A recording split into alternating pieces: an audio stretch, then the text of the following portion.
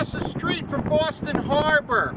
Now, during this time, around 1775, British forces were in the area. They occupied Boston, which is right behind me here. Now, I'm a little bit further north of the position. The church or the State House is right over there. Now, the harbor was a frequent location of British ships during this time. Now, what happened was during June and April, the Americans here didn't like the British. They didn't like them in the area. They wanted them out of here. Now, they amassed about 1,200 troops for an assault. They wanted them out of here. They saw that they were in Boston, so they amassed on this side of the peninsula. There's a peninsula here. It's just across from Boston. Now, behind me here, you can't really see this really good. I don't have a tripod, but this is Breed's Hill. Now, Breed's Hill was the site of the Boston, the charge up the hill, which was the Battle of Bunker Hill. It wasn't fought at Bunker Hill, but it was fought on Breed's.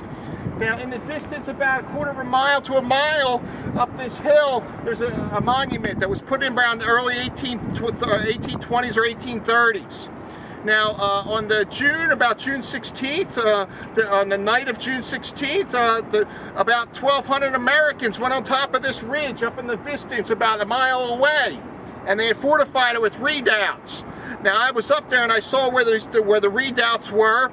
There's corners and so forth where this structure was. Now, generally, the British would have landed. Now, this area is filled in. This is a little different here. The British would have landed right about where that red brick building is up there. Now, they would have had ships here. They would have saw the Americans on top of Breed's Hill. Now, Breed's Hill was a decisive British victory.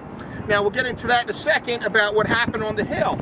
Now, during the nighttime, the British knew that the Americans were massing in this area. They saw them making redoubts. They started making fortifications. Now, the British were going to be all over this area here. Now, they were in Boston.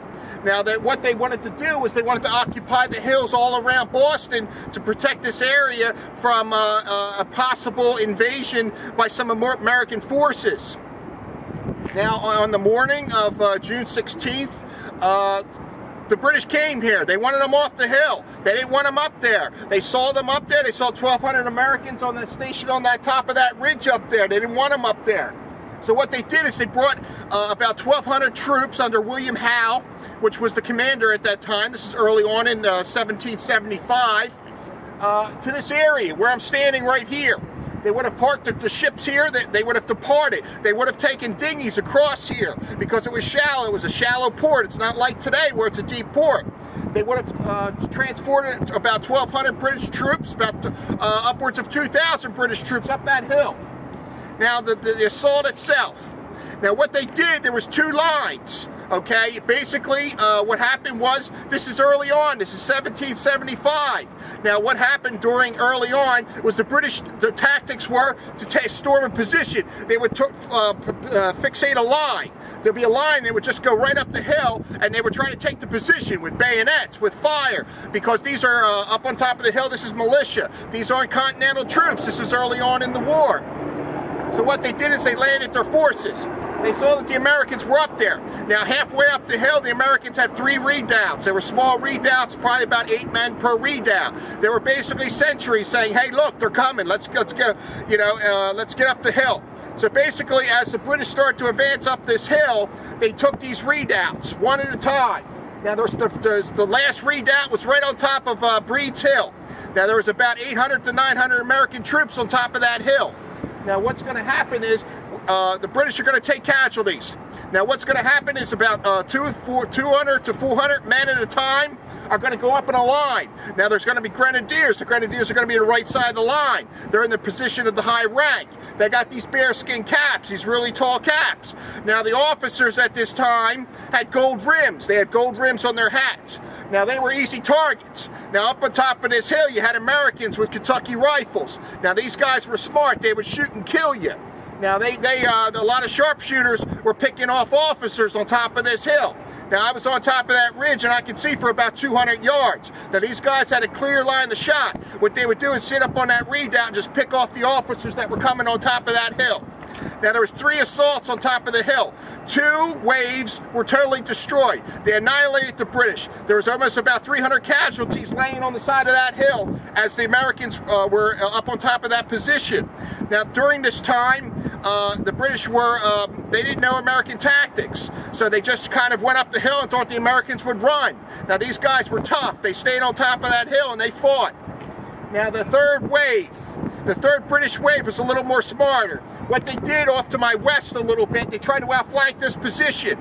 They didn't go straight up the hill because they were taking severe losses. They went to the west in the Charleston River. They went around and they tried to outflank the Americans, which they did. They did outflank the Americans, and they pushed them a little bit towards Bunker Hill. Now, Bunker and Breeds Hill are 2 little hills, so during that time it was just called Bunker Hill. Now, during the Civil War period, it was called Breeds Hill.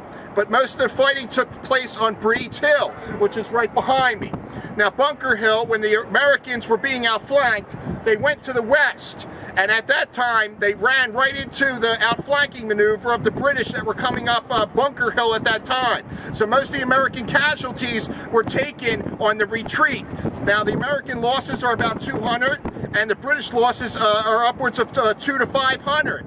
Now there's about 800 casualties. Now what the Americans did on Bunker Hill is they started to run out of ammunition. They were fighting for a long period of time, and they started putting stones, guns. They put all kinds of broken material down their weapons. And now what they did is when they knew that they were running out of ammunition, they didn't want to fire from a long distance at the British. They waited for the British to come up the hill, and they looked them in the face, and then they fired directly at them. Now that's all the Americans could do. Now they retreated a little bit towards the Charleston area. They retreated up that way, and the battle was over.